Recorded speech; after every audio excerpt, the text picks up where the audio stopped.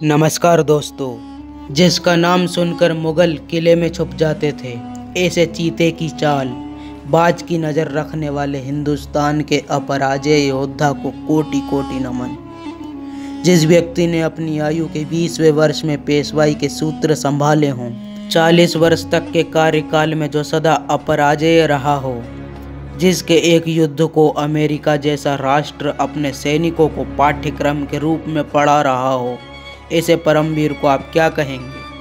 आप उसे नाम नहीं दे पाएंगे क्योंकि आपका उससे परिचय ही नहीं हुआ है। सन 1700 में 18 अगस्त को जन्मे उस महान पराक्रमी पेशवा का नाम है बाजीराव पेशवा।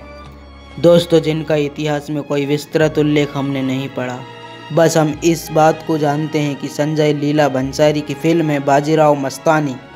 उसमें दृश्य है कि अगर मुझे पहुंचने में देर हो गई तो इतिहास लिखेगा कि एक राजपूत ने मदद मांगी और ब्राह्मण भोजन करता रहा। ऐसा कहते हुए भोजन की थाली छोड़कर बाजीराव अपनी सेना के साथ राजा छत्रसाल की मदद करने के लिए बिजली की गति से दौड़ पड़े। धरती के महानतम योद्धाओं में से एक अद्वितीय, अपराजेय और अनुपम योद्धा थे बाजीराव बल्लाल। दोस्तों, छत्रपति शिवाजी महाराज का हिंदवी स्वराज का सपना था, जिसे पूरा करके दिखाया बाजीराव बल्लाल भट्ट जी ने। अटक से कटक तक, कन्याकुमारी से सागरमाथा तक केसरिया लहराने का और हिंदू स्वराज लाने के सपने को पूरा किया ब्राह्मण पेशवाओं ने।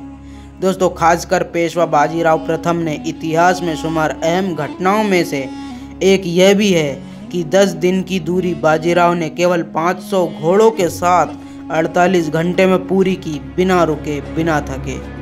दोस्तों, देश के इतिहास में ये अब तक 2 आक्रमण ही सबसे तेज माने गए हैं। एक, अकबर का फतेहपुर से गुजरात के विद्रोह को दबाने के लिए 9 दिन के अंदर वापस गुजरात जाकर हमला करना, और दूसरा, बाजीराव का दिल्ली पर हमला करना। दोस्तों, बाजीराव जी दिल्ली तक चढ़ाए थे।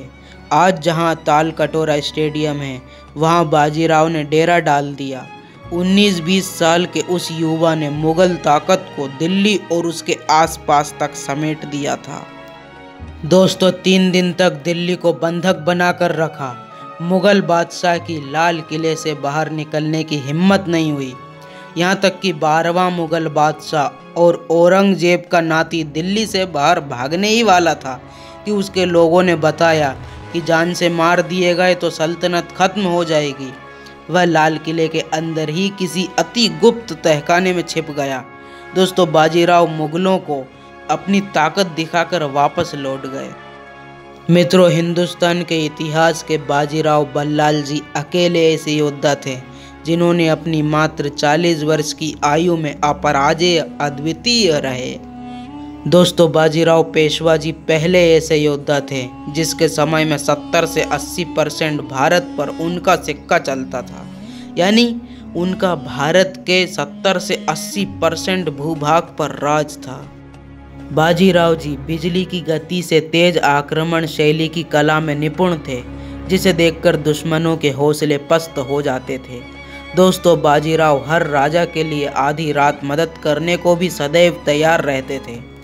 मित्रों, आप लोग कभी वाराणसी जाएंगे तो उनके नाम का एक घाट पाएंगे जो खुद बाजीराव जी ने सन 1735 में बनवाया था।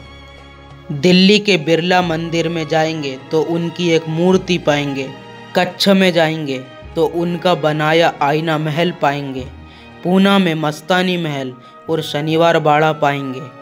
मित्रों, कुछ लोग कहते हैं कि बाजीराव बल्लाल जी लू लगने के कारण या दिल का दौरा पड़ने के कारण कम उम्र में ना चल बसते तो ना तो अहमद शाह अब्दाली ना नादिर शाह हावी हो पाते और ना ही अंग्रेज और पुर्तगाली जैसी पश्चिमी ताकतें भारत पर राज कर पाती।